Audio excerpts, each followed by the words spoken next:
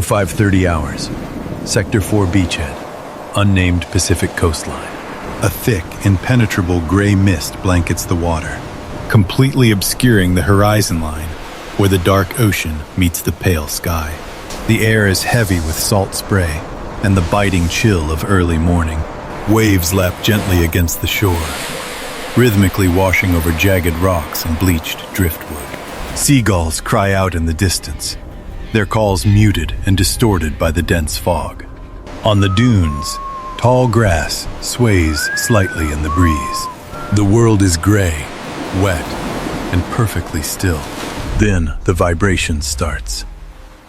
It begins as a faint tremor in the wet sand, causing small pebbles to shift and roll.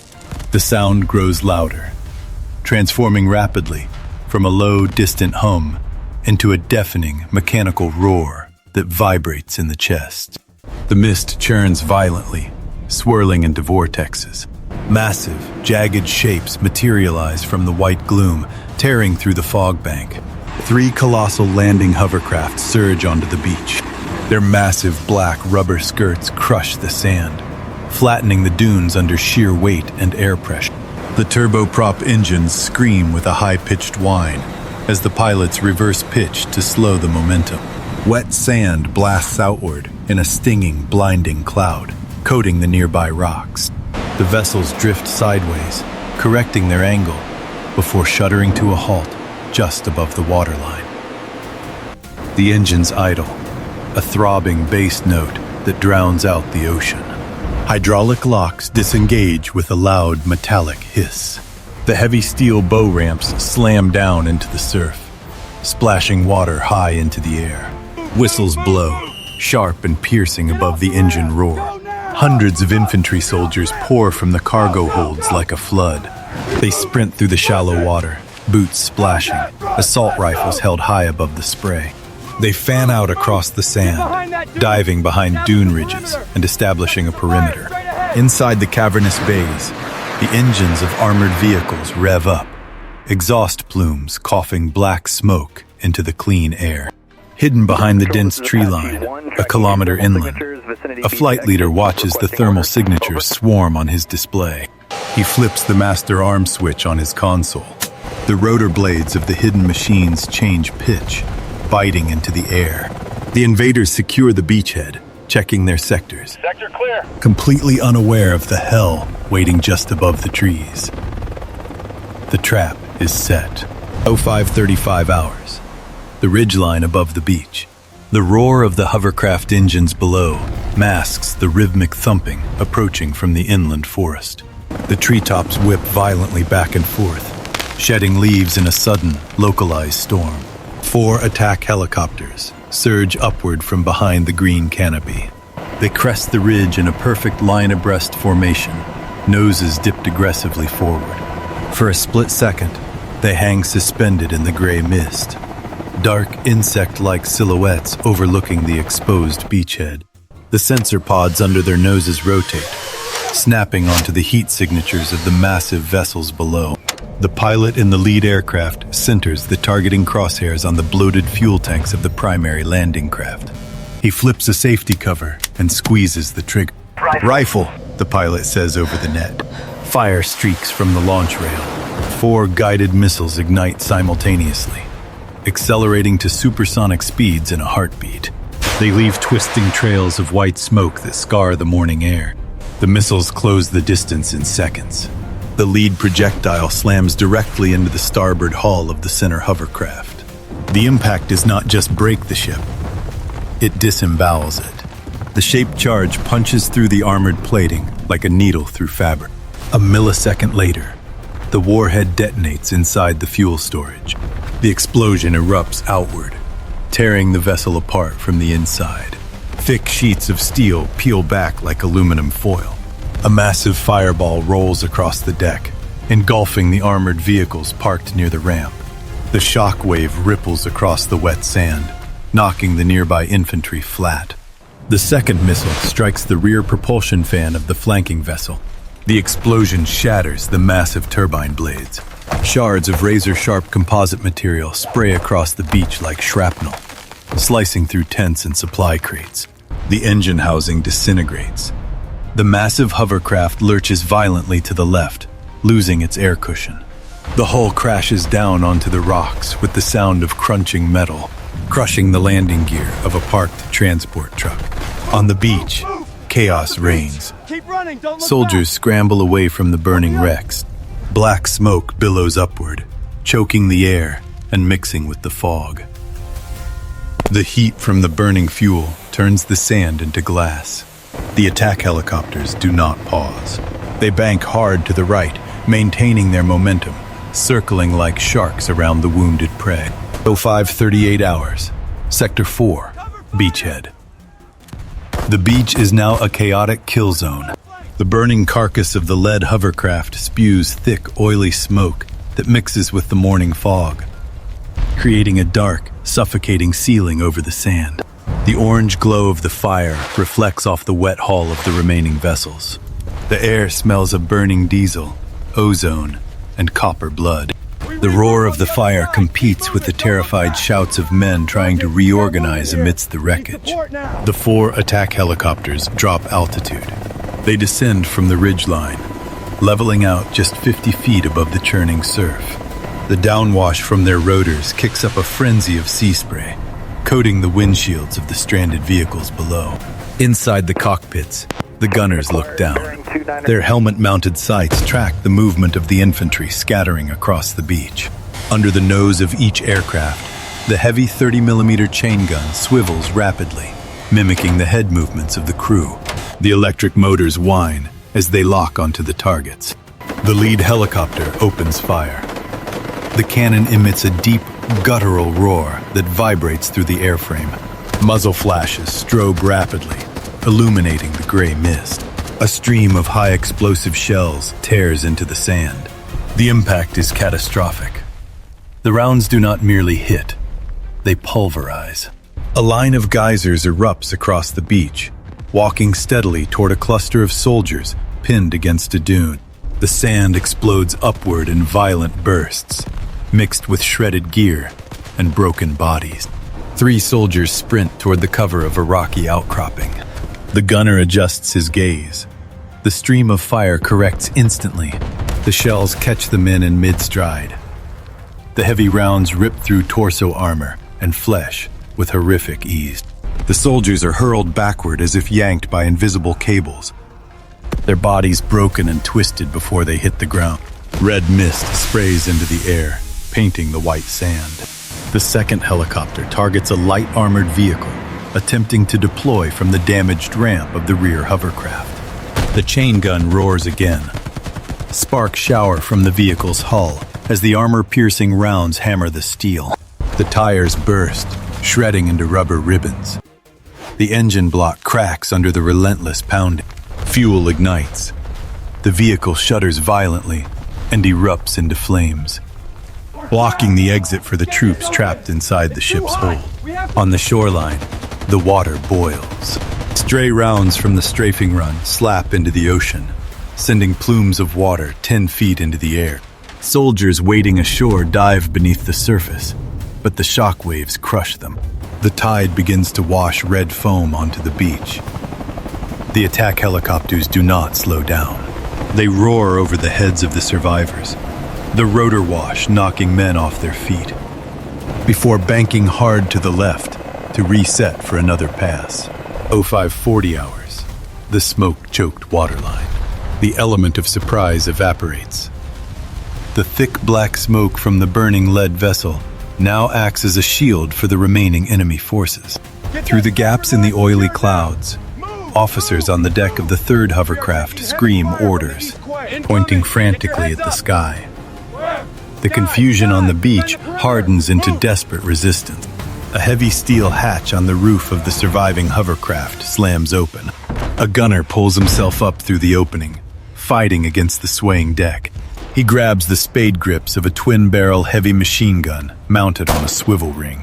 He racks the charging handle with a violent jerk. The weapon is massive, designed to shred aircraft. He swings the barrel upward, tracking the dark shapes moving against the gray sky. The weapon erupts.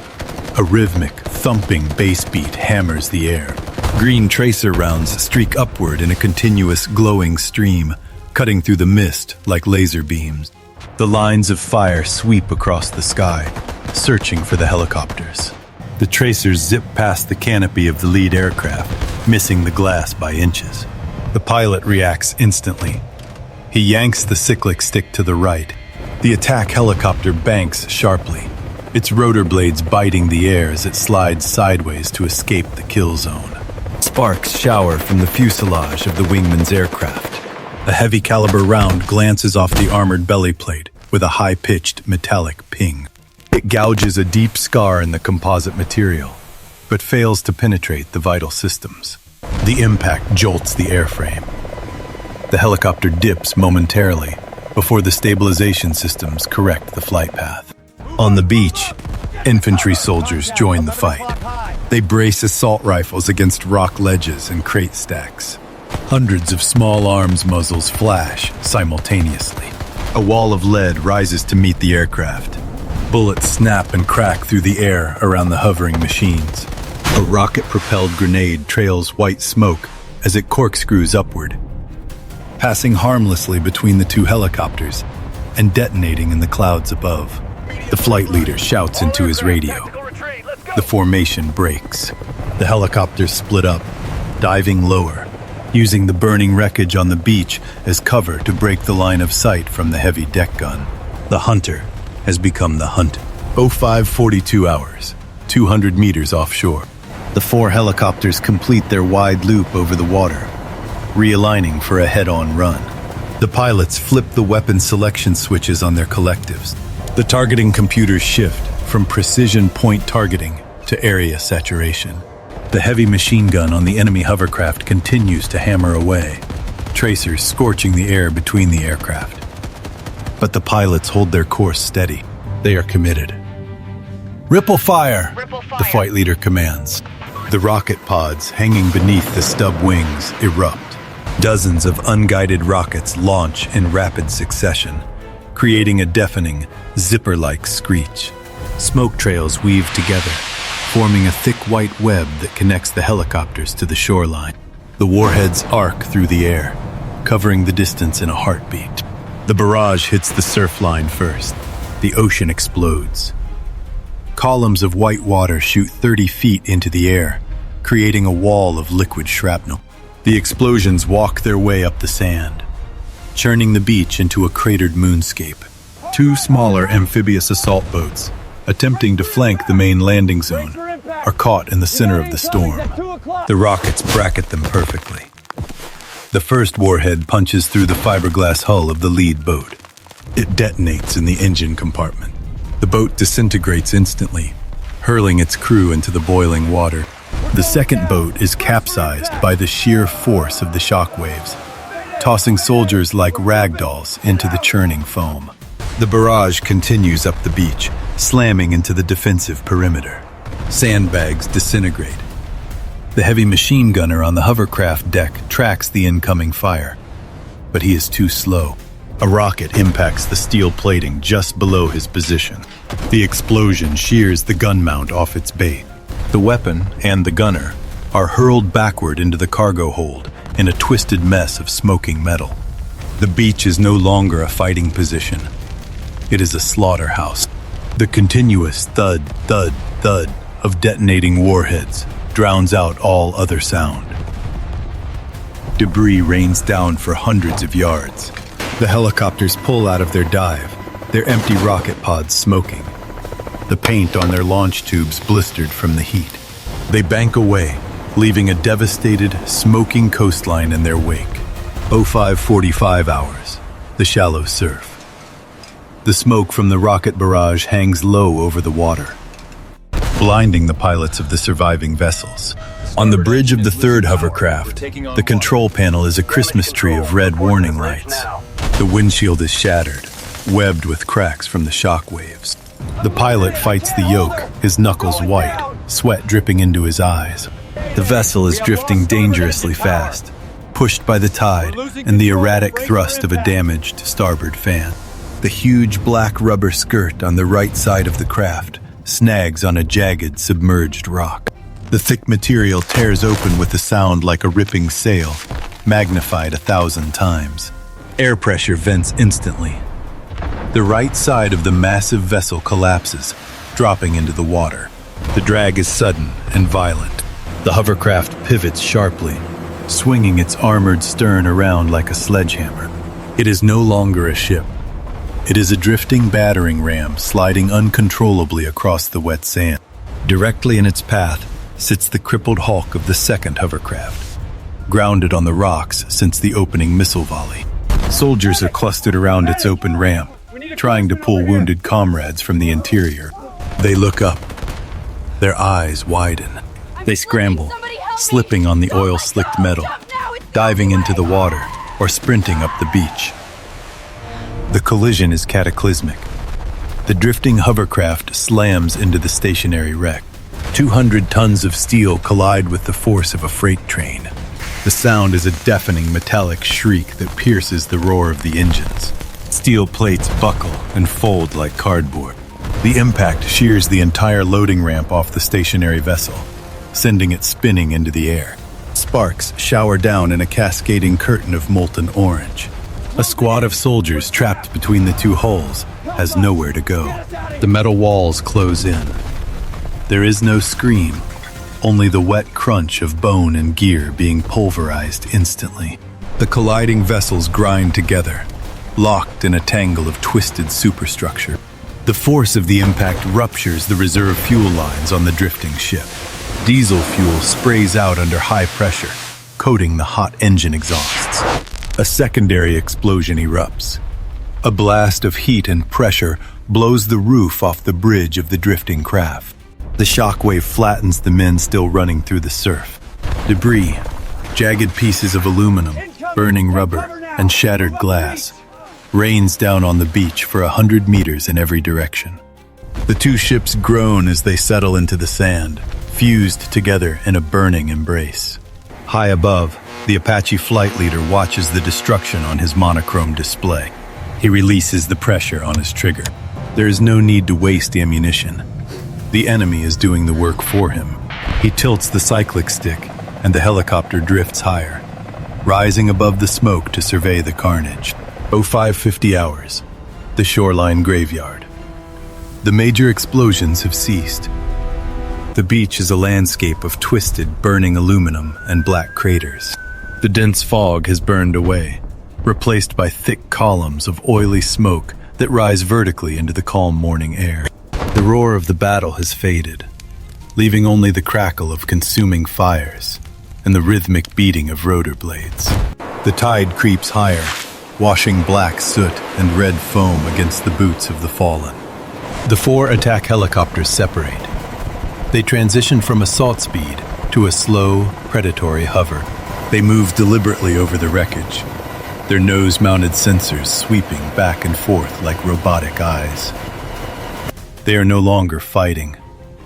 They are hunting. A lone infantryman crawls from beneath the shattered hull of a transport truck.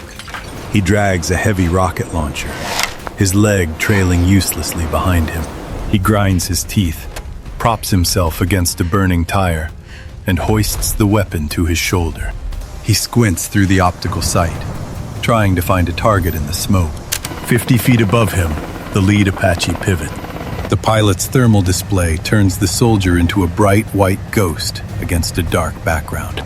The gunner does not hesitate. He toggles the weapon system. The 30mm chain gun dips slightly. Thump, thump, thump. 3 high-explosive rounds slam into the truck. The vehicle disintegrates. The soldier, the launcher, and the tire vanish in a cloud of shrapnel and dust. The blast wave knocks over a stack of ammunition crates nearby, spilling mortar shells into the sand. Further down the beach, a cluster of survivors emerges from the dunes. They are battered, their uniforms torn, their faces masked in soot. They look up at the hovering machines. The weapons fall from their hands. They raise their arms high, fingers spread wide. They drop to their knees in the wet sand, heads bowed. The pilot of the second helicopter observes the surrender. He holds his fire. He keys his radio, transmitting the coordinates of the prisoners to the rear guard. He dips the nose of the aircraft, the rotor wash blasting sand over the kneeling men, forcing them to shield their eyes. The helicopter drifts sideways, keeping its cannon trained on the group, daring anyone to move. The fight is broken. The beach belongs to the air. 0600 hours, high above the tree line. The sun breaks fully over the horizon, casting long shadows across the devastated coastline. The golden light illuminates the columns of black smoke rising from the 3 ruined hovercraft, marking the beach like headstones. The heat from the fires distorts the air, shimmering against the blue sky. Targets neutralized, the flight leader speaks. His voice is flat, static-laced. Returning to base, the 4 attack helicopters bank in unison. The sunlight glints off their canopy glass. They turn their tails to the ocean, dipping their noses as they accelerate. The deep thumping of their rotor blades fades rapidly as they disappear behind the green ridge, returning to the shadows of the forest. The mechanical roar dies out, replaced by the sound of the wind. On the beach, silence returns. It is not a peaceful silence. It is the heavy, suffocating quiet of a graveyard. The only sounds are the crackle of consuming fires and the hiss of waves hitting burning debris. A piece of jagged hull plating groans as it settles deeper into the wet sand. The tide pushes forward. White foam washes over the black rubber of a torn hovercraft skirt. It swirls around a discarded combat helmet, half buried in the silt. The water turns pink as it mixes with the aftermath of the slaughter, then retracts into the ocean. A lone seagull lands on the twisted railing of the central wreck. It looks around, feathers ruffling in the breeze, indifferent to the carnage below. The bird cries out once, a sharp, piercing sound that echoes across the empty sand, before taking flight again, heading out toward the open sea. The waves continue to crash, slowly washing the beach clean. 0615 hours, the perimeter of the beachhead. The smoke from the burning hovercraft continues to rise, marking the location for kilometers. The vibration returns to the ground, but this time it comes from the inland tree line. Engines roar, distinctly different from the high-pitched turbine whine of the hovercraft. These are diesel engines, heavy, grinding, and familiar. Friendly mechanized infantry fighting vehicles, IFVs, smash through the vegetation. They break cover, their tracks chewing up the muddy soil. The vehicles, low profile, angular, painted in woodland camouflage, fan out rapidly. The turrets swivel, their autocannons scanning the devastation. Rear ramps drop while the vehicles are still rolling. Squads of infantry dismount in perfect unison, boots hitting the ground hard. "Move! Move! Clear right!" a squad leader screams. The soldiers advance toward the shoreline. They move past the smoldering craters, stepping over debris. They approach the kneeling survivors from Part 7. Zip ties are pulled from vests. The enemy soldiers are pushed face down into the sand, hands secured behind their backs. A medic rushes forward, kneeling beside the wounded survivor near the truck wreckage, cutting away a blood-soaked pant leg to apply a tourniquet. An IFV rolls up to the edge of the water. Its commander pops the hatch, looking at the tangled mess of the 2 collided hovercraft. He grabs his radio handset. "Command, this is Bravo 6, beachhead secure, no active resistance. It's a graveyard down here." 0630 hours, forward operating base, 20 kilometers inland. The air is clean here, smelling of pine needles and damp earth. The sound of approaching rotors echoes off the valley walls. The 4 Apache helicopters appear over the tree line, flying in a loose formation. They look different now, lighter, their rocket pods empty, their fuselages streaked with soot from the gun gases. The lead helicopter flares for landing. The nose pitches up, the tail drops, and the machine settles gently onto the concrete pad. The landing gear compresses under the weight. The other 3 aircraft follow, touching down in sequence.